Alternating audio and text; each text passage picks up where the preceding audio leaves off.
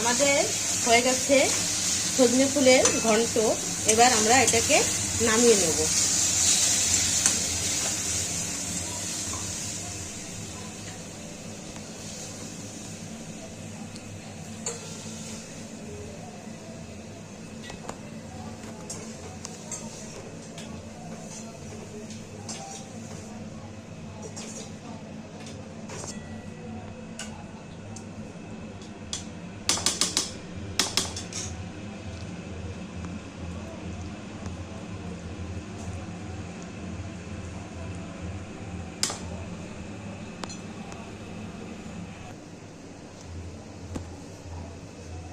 আমাদের রেডি সজনে ফুলের ঘন্ট।